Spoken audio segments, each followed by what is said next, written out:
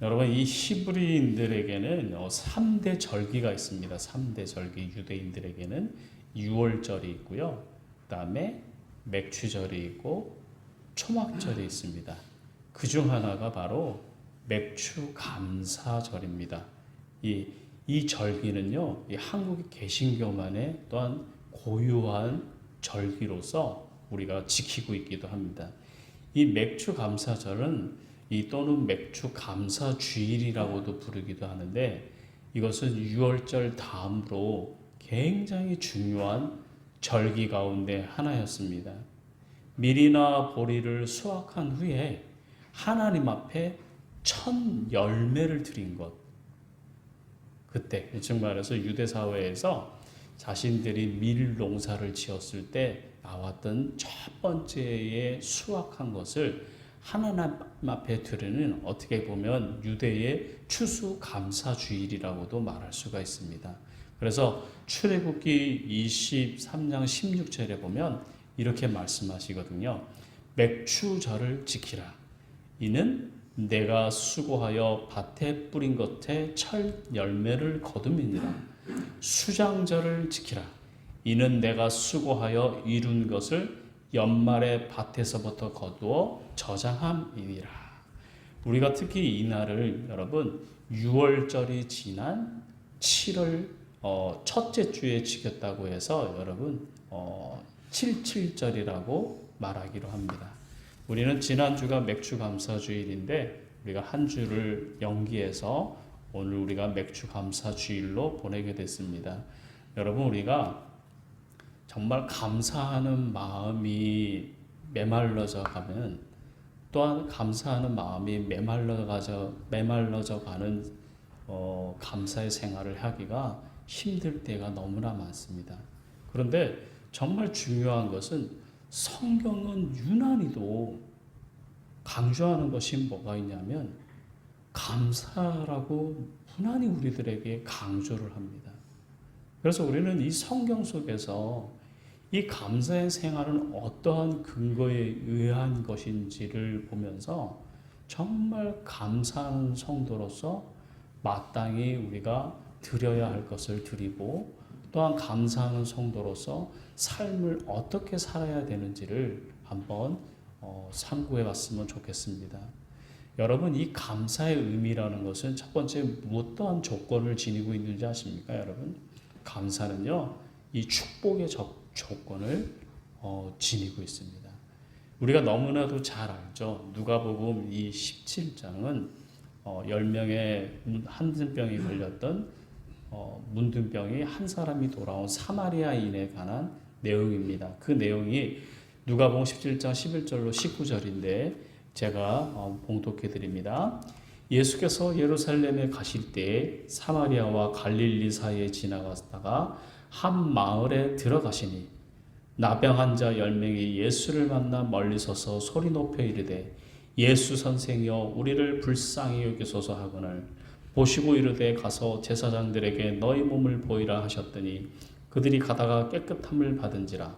그중 한 사람이 자기가 나은 것을 보고 큰 소리로 하나님께 영광을 돌리며 돌아와 예수의 발 앞에 엎드려 감사하니 그는 사마리아 사람이라. 예수께서 대답하여 이르시되 10사람이 다 깨끗함을 받지 아니하였느냐? 그 9은 어디 있느냐? 이 이방인 외에는 하나님께 영광을 돌리려 돌아온 자가 없느냐 하시고 그에게 이르시되 일어나 가라 내 믿음이 너를 구원하였다 하시니라. 여러분, 지금 우리가 한센병이라는 것이 예전에도 말씀드린 것처럼 이제는 많이 이렇게 만연한 병도 아니고 요즘엔 또 이제 워낙 약들이 좋게 나와가지고 치료도 가능한 병이라고 합니다. 그렇지만 아직까지도 완벽하게 치료가 못 돼서 이렇게 좀 격리되어서 생활하시는 분들도 아직까지도 있습니다. 우리나라 같은 경우에는 이 소록도가 있어서 이 소록도의 한센병자들을 따로 격리 수용해서 한 마을을 이루면서 생활을 하지도 않았습니까? 그런데 지금으로부터 예수님 시대 때 2000년 전이라고 생각해 보면 그 한센병자들은 예루살렘 성전 안에 들어올 수도 없었을 뿐더러 또한 예루살렘 안에 들어올 수도 없었습니다. 그래서 그들이 자체적으로 예루살렘 외곽에 마을을 형성해서 살아왔었습니다. 또한 사람들에게 이 한센병이라는 것은 그때 당시에 저주받은 병으로 치부하기도 했습니다. 근데 예수님께서 마침 그 예루살렘에 가는 길에 이 사마리아와 갈릴리 사이를 지나가다가 한 마을에 들어가게 됩니다. 그 마을이 바로 한센병자 마을이었던 겁니다. 그때 그 한센병자들이 아마 예수님에 대한 소식을 다 듣고 알고 있었을 겁니다. 그러니까 예수님이 오신다고 그러니 그들이 얼마나 절박했겠습니까? 여러분, 인간이 절박하게 되면은 우리가 옛말에 이런 말이 있잖아요. 절박하면 어떤 마음을 갖습니까? 지푸라기라도 잡는다고 그러잖아요. 그런데 이 사람들이 한센병을 평생 앓고 살아왔다면 예수님께서 만나고 예수님을 만약에 치료를 시켜주신다면 자신들의 병이 낫게 된다는 그러한 희망을 품겠습니까? 안 품겠습니까? 저 같아도 아마 품게 될 겁니다. 나 같은 경우도 만약에 우리 아들이나 우리 아내가 병에 걸려서 아파가지고 집에 누워있는 상태가 있다면 아마 무엇이든지 하려고 노력할 거예요. 어디 가서 좋은 약을 구하면 낫는다 그러면 그 약을 구하기 위해서 수십 군데를 아마 찾아서 다닐 것이고 또 더 좋은 병원을 알아보기 위해서 발버둥을 치면서 아마 다닐 겁니다. 이 한센병자들 역시도 마찬가지로 그런 절박한 상황에 있었다는 겁니다. 그래서 나병 환자 10명이 예수를 만나 멀리 서서 예수님이 아마 먼 거리 속에서 이렇게 걸어서 오셨던 것 같아요. 성경 속에 보면 거기 서서 소리 높여 이르되라고 합니다. 얼마나 절박하게 크게 예수님을 불렀겠습니까? 그때 예수님을 불렀을 때 예수 선생님이시여 우리를 불쌍하게 여기소서 하고 큰 소리로 고함쳐 불렀습니다. 그때 주님께서 그 소리를 듣고 그 한센병자들에게 제사장에게 가서 너희 몸을 보이라 했습니다. 예전에 한센병자가 낫기 위해서는 2000년 전에 완치 판정을 받기 위해서는 자신이 몸이 나았다는 것을 제사장에게 가서 제사장에게 확인을 받아야만 한센병이 치료되었다는 완치의 판정을 받을 수가 있었습니다. 그들이 그 말을 듣고 제사장을 만나러 가는 사이에 그 병이 깨끗하게 나음을 입었다는 겁니다. 그런데 우리가 이 내용을 너무나 잘 알고 있는 것처럼 중요한 문제가 있습니다. 중요한 문제. 여러분, 우리가 사람이 절박할 때는 무엇이든지 내가 지푸라기라도 잡는 마음으로 지푸라기를 잡고 절박하게 매달린다고 그랬잖아요. 그 10명의 한센병자가 그 자신의 병을 낫기 위해서 예수님을 저 먼 거리에서 불러서 그 예수님 앞에 예수님께서 치료하는 방법을 알려줬잖아요. 그리고 또 제사장을 만나러 가는 과정 속에서 치료를 받았단 말이죠. 그러면 여러분, 인간이라면, 우리가 사람이라면 어떠한 마음을 가져야 되는 게 정상인 겁니까? 감사의 마음을 가져야 되는 것, 그게 정상이지 않습니까, 여러분? 제가 예전에 감사의 조건을 서울에 올라가면 우리 전용재 감독님께서 이런 말씀을 하시더라고요. 감사는 세 박자 감사라 그래요. 말로 감사할 수 있어야 되고, 마음으로 감사할 수 있어야 되고, 그 다음에 손으로 감사할 수 있어야 된다 그러더라고요. 첫 번째는 항상 사람이 마음에 감사하는 마음을 갖고 있으면 그 사람에게 말로서 감사의 표현을 행한대요. 아, 성도님, 아, 집사님, 아, 목사님, 감사합니다. 이런 감사의 말로 표현을 한다는 거죠. 그 다음에 그 말의 표현이 나오면 우리가 또한 무엇으로 감사를 하는지 아십니까? 손으로 감사를 한다는 거예요. 이 손으로 감사한다는 것은 뭐냐면 작은 것이라도 감사의 물질을 표현을 행하게 된다는 것이죠. 저 같은 경우도 그래요. 저도 똑같거든요. 저에게도 참 감사한 사람들이 참 많습니다.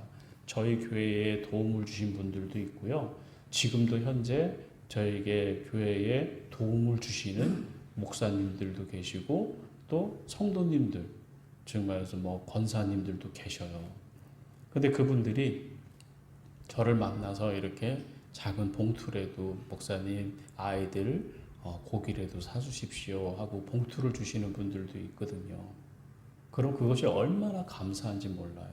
그래서 저도 그분들에게 아주 작지만 많은 것을 해주지 못하지만 뭐 문자로라도 감사의 표현을 하고 또 그것이 안 되면 내가 작은 책이라도 사서 그분에게 드리면서 감사의 표현을 행하게 됩니다.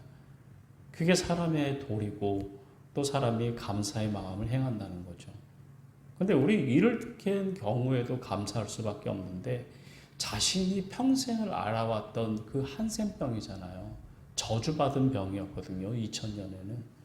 그런데 그 중에서 다 10명의 한센병자 가운데 단 한 사람만이 하나님께 영광을 돌리고 돌아와서 예수의 발 앞에 엎드려서 여러분 사람의 여러분 감사한다고 여러분 감사한 사람의 발 앞에 여러분 머리를 조아리고 그 발을 엎드려서 여러분 감사의 표현을 해본 적 있습니까?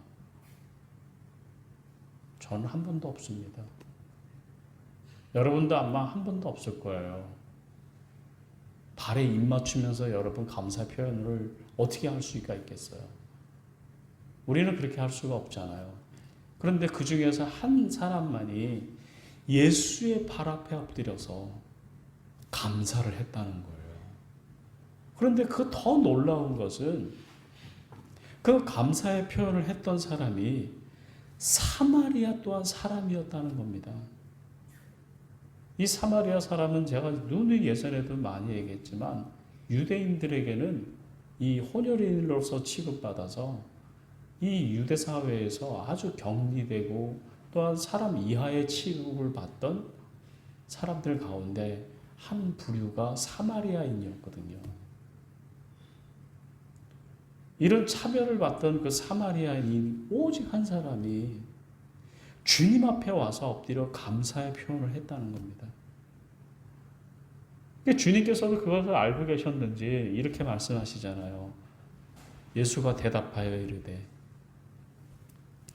엎드려 예수께서 이르시되 10사람이 다 깨끗함을 받지 아니하였니 그 중에 9명은 어디에 갔느냐. 단 9명, 10사람 중에 9명은 단 와서 하나님 앞에 감사의 표현을 한 사람이 단 하나도 없었더라는 겁니다. 오직 사마리아인 한 사람만이 주님 앞에 와서 엎드려서 감사를 했다는 거죠. 그런데 정말 놀랍습니다. 그 단 한 사람이 무엇을 얻게 됩니까? 주님께서 누가복음 17장 19절 하반절에 이렇게 말합니다. 너무나도 중요한 말씀이죠. 내 믿음이 너를 구원하였느니라. 그 사마리아인의 감사가 그에게는 엄청난 축복을 얻는 조건이 되었습니다. 바로 구원이었습니다. 구원. 그 9명은 아마 하나님 앞에 구원을 얻지 못했을 거예요. 그런데 주님께서 그 한 사람 남은 사마리아인에게 감사했기에 주님 앞에 나와서 감사를 했기에 그 믿음을 보시고 구원을 얻게 해주셨다는 겁니다. 이것처럼 여러분 엄청나게 큰 조건이 축복이 또한 없습니다. 또한 마태복음 26장 13절에 보면 감사하는 이가 사랑을 받고 감사하는 사람이 평생을 기록되었다는 거죠.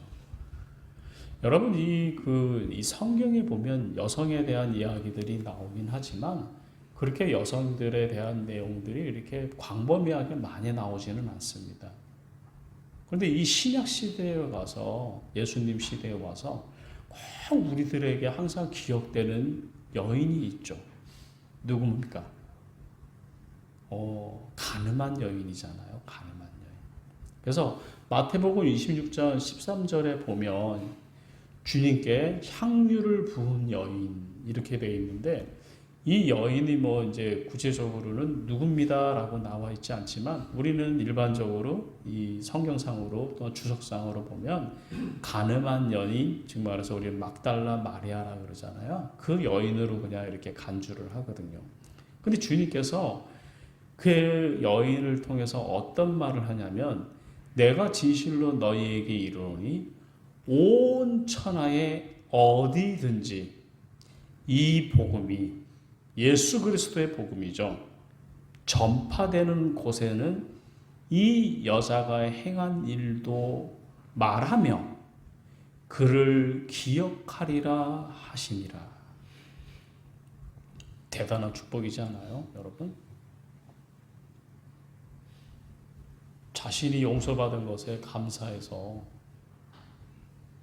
하나님 앞에 예수 그리스도에게 향유를 부었더니, 여러분, 주님께 이 여인이 향유를 부었다는 것은요, 향유 머리에 기름을 이렇게 발라드렸다는 것은요, 자신이 갖고 있는 전 재산을 전부 다 주님께 드렸다는 그런 표현이기도 해요.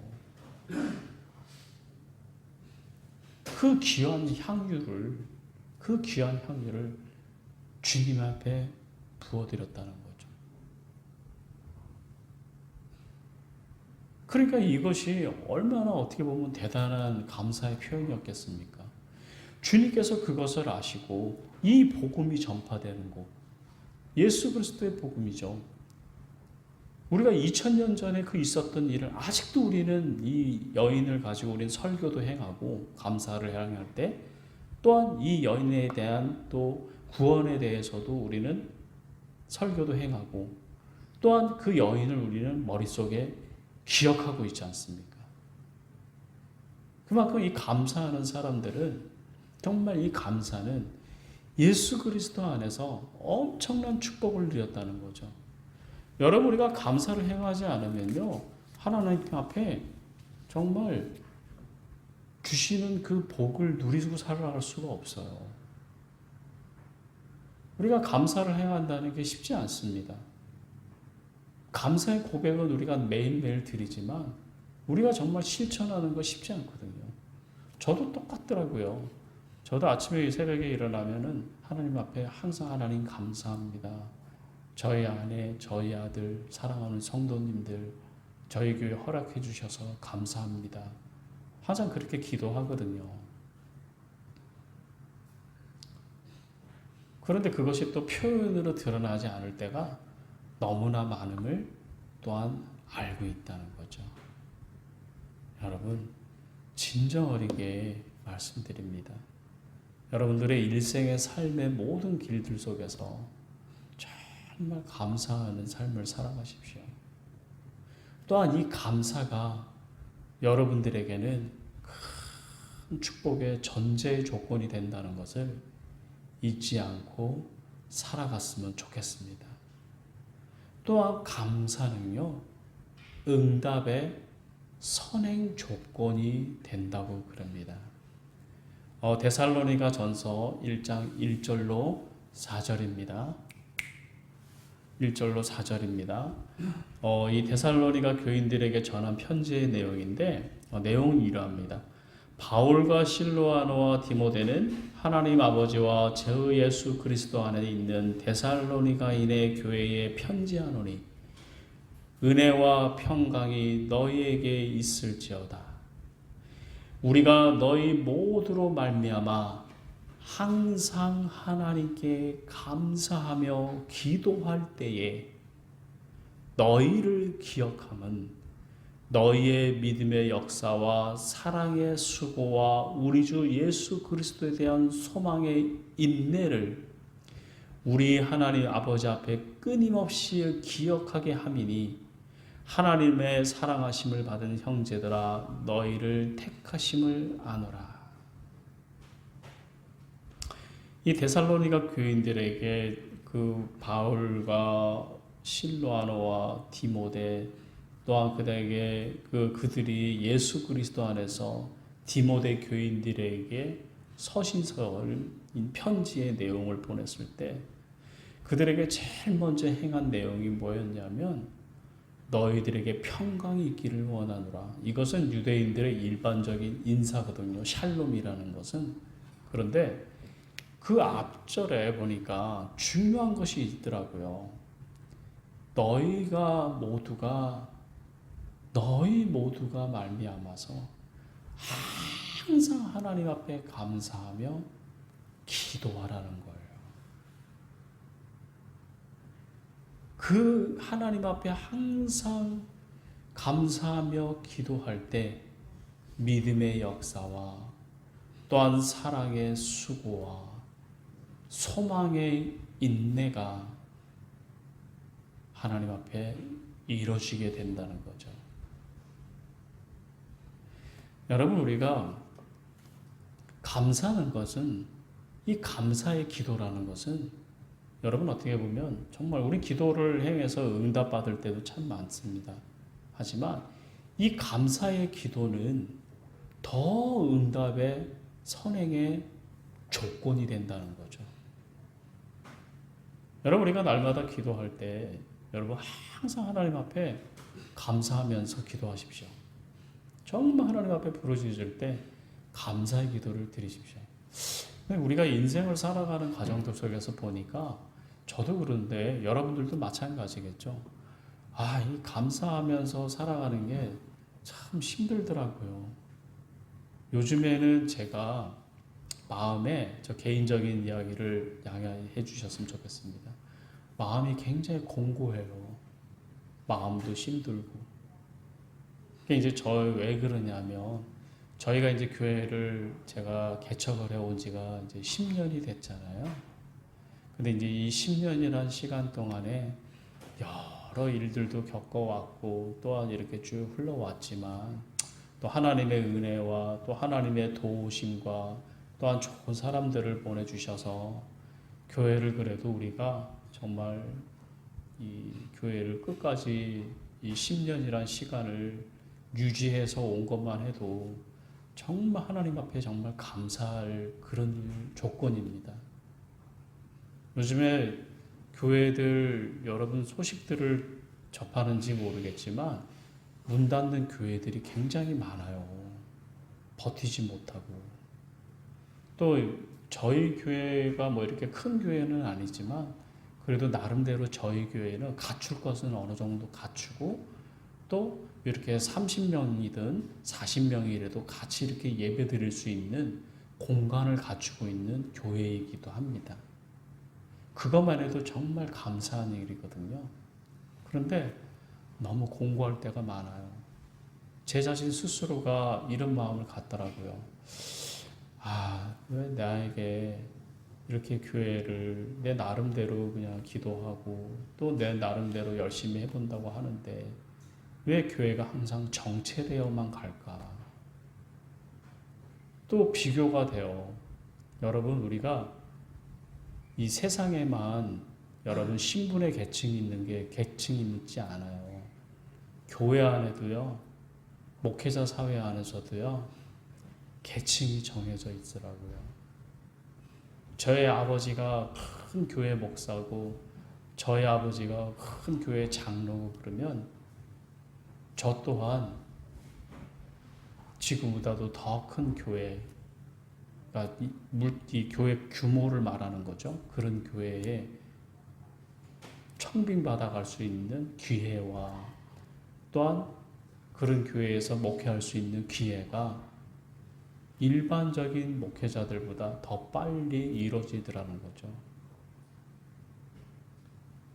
또 그 교회의 사이즈를 따라서 교회의 목사의 대우 조건 자체가 달라져요. 여러분, 조그만 개척교회 목사는요, 성도들도 교회들도 교인들도 얼마나 우습게 보고 얕잡아 보는지 모릅니다. 저 그런 거 굉장히 많이 겪었거든요.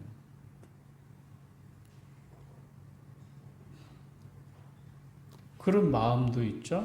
그러니까 막 공고한 거예요. 이게 기도해도 곤고하고, 아, 내가 하나님 앞에 능력이 없어서 그런가, 내가 하나님 앞에 열심히 행하지를 못해서 그런가, 내가 하나님 앞에 너무 부족해서 그런가, 이런 여러 가지 마음들이 생겨요. 또 하나는 가정의 문제입니다. 여러분들도 잘 아는 것처럼 아내가 아침 일찍 나가서 밤늦게까지 일하거든요. 저는 한 가정의 가장이잖아요. 또 남편이고, 그 아내가 나가서 오랜 늦은 시간까지 일을 하면서 고생하는 걸 생각하면, 어떤 남편이 제대로 정신이 박혀 있는 남편이라면 그 모습을 보고 마음이 편할 남편이 누가 있겠습니까? 그때 또 제가 어떤 마음을 갖는지 아세요? 아, 내가 능력이 없어서, 내가 돈을 벌어다 주지를 못해서, 목회는 이제 그런 것들에 다 이제 초월을 해야 되는데, 그래도 인간이다 보니까 그런 마음을 안 가질 수가 없더라고요. 그래서 너무나도 미안하고, 또 항상 뭐 어쩔 때는 내 자신 스스로가 죄인인 것 같은 그런 마음을 가질 때가 너무나 많아요. 그러다 보니까 이런 것들에 대한 모든 것들이 중복이 되다 보니까 우리 아이들에게 보상 심리를 가지고 아이들이 잘 돼서 더 좀 나은 삶을 살기를 바라고, 또한 아이들이 더 자리를 잡기를 바라는 마음이 더 큰지도 모르죠. 어느 부모든지 다 똑같지 않아요. 여러분들은 스스로가 고생하고 힘들지만 자식들이 잘 되는 거, 그거 바라지 않는 부모가 어디 있겠습니까? 제가 우리 아이들한테 하는 얘기가 있어요. 내가 아무리 많은 학력과 학벌을 가지고 있고 내가 많은 돈을 가지고 있어도 내 자식이 잘 돼가지고, 내 자식이 정말 자리 잡고 잘 되고 사회적인 지위를 갖고 이런 삶을 살아간다면 어디 가도 내 자식 자랑하고 삽니다. 그게 바로 부모거든요. 그래서 참 중요한 것은 그 철이 빨리 들고 또 세상을 또 빨리 알아가고 참 그랬으면 좋겠는데, 어디 뭐 그게 제 마음대로 되겠습니까? 그래도 감사한 것은 어쩔 때는 이런 마음도 많이 갔지만, 그래도 감사한 거는 아직까지 저희 가정이, 아이들이 아프지 않고 아내가 아프지 않고 특별한 어떤 문제가 일어나지 않고 아주 평범하게 어제와 오늘의 삶이 동일하게 갈 수 있는 것만 해도 굉장히 감사할 조건이라는 거죠. 여러분, 우리가 데살로니가 1장 2절에 보면 항상 감사하는 마음을 가지고 하나님을 찬양하고, 또한 무엇을 하든지 말에나 일에나 다 주 예수의 이름으로 하고, 또한 그를, 예수 그리스도를 힘입어서 하나님 앞에 감사하라고 했습니다. 여러분, 우리들 모두가 언제나 하나님 앞에 감사하면서 기도하고 감사하면서 살아갈 수 있는 저희들이 되기를 바라겠습니다. 또한 마지막입니다. 감사는 기적의 예비의 조건이 된다고 합니다. 기적의 예비의 조건. 즉 말해서 감사하는 사람이 기적을 일으킨다는 거죠. 여러분, 우리가 데살로니가 전서 5장 18절 말씀은 아마 대부분 분들이, 성도님들이 다 외우는 말씀이에요. 어떤 말씀입니까? 너무나도 잘 알죠. 범사에 감사하라. 이것이 그리스도 예수 안에서 너희를 향하신 하나님의 뜻이니라. 이 말씀은 바울 사도가 데살로니가 교인들에게 행한 말씀이기도 합니다. 근데 여기서 너무나 중요한 말씀이죠. 우리는 이 말씀을요, 저는 뭐 이렇게 사업하는 그 사업체나 뭐 이런 데 가도 그 뭐 만약에 교회 다니시는 분이면 이렇게 성구를 이렇게 붙여놓잖아요. 그럼 성구에 이 데살로니가 전서 5장 8절, 5장 18절 말씀이 붙여 있는 경우도 저는 굉장히 많이 보거든요. 이게 왜 중요한 말씀인 줄 아세요, 여러분? 이 하반절의 뜻이 너무들에게 중요하기 때문에 그래요. 하반절에 보니까 이것이 너희를 향하신 하나님의 뜻이라고 되어 있잖아요. 너희를 향한 하나님의 뜻이다. 이 말씀인즉 너희들에게 항상 하나님이 갖고 있는 뜻, 하나님이 바라는 것은 너희들이 범사에 매사에 감사하면서 살아가라는 겁니다. 여러분, 우리가 오늘 맥주감사주의를 맞이했습니다. 오늘만 우리가 하나님 앞에 감사하며 살아갈 것이 아니고 내일 아침 우리가 새롭게 시작될 때도 여러분의 입술의 고백에서 감사의 고백이 넘쳐나기를 간절히 바랍니다. 또한 이 감사의 고백이 여러분 우리들에게 더 큰 하나님의 은혜와 기적을 일으킨다는 것도 여러분 잊지 않고 살아갔으면 좋겠습니다. 여러분 맥주감사절입니다. 여러분 우리가 50년 전, 60년만 전에도 굉장히 가난한 국가였습니다. 저도 이제 50이 이제 좀 넘었는데 저도 아직까지도 기억나거든요. 어렸을 때 예전에도 제가 말씀드린 것처럼 수제비로 아버지가 빚고 어머니는 그걸 떼서 딱 골로에 끓여서 우리 7 식구가 그 수제비를 먹던 기억이 나고요. 또 라면을 하나를 끓여서 국물을 이만큼 내가지고 수프를 넣어서 국물을 많이 내서 우리 형이 면은 나를 주고 내가 막내니까 형들은 그 국물을 먹고 또 그 국물에 밥이 남아있으면 밥을 막 말아가지고 한참 클 때인데 저는 막내라도 그래도 혜택을 많이 받았어요. 그렇게 먹었던 기억이 나거든요. 근데 저희 아버지 세대나 그 6.25 세대를 겪으신 분들은 더 가난하고 힘들었겠죠. 그런데 우리가 그때 당시에 이렇게 가난하고 힘들게 살아왔었는데 지금 보십시오. 얼마나 풍족하게 삽니까? 지금은 밥 굶는 사람은 있지는 않습니다. 요즘에는. 쌀이 없어서 밥을 먹지 못하는 사람도 별로 없습니다. 제가 어저께 쌀이 또 이번 주에 쌀이 한 부대가 또 들어왔어요. 그래서 이제 저거를 가지고 이제 집에를 가려고 그랬거든요. 집에 쌀이 다 먹어서. 그래서 하나를 이제 뜯어서 이제 아는 지방 목사님을 주려고 그랬더니 쌀 하나가 저 창고 안에다가 넣어놨더니 색깔이 다 바래버렸더라고요.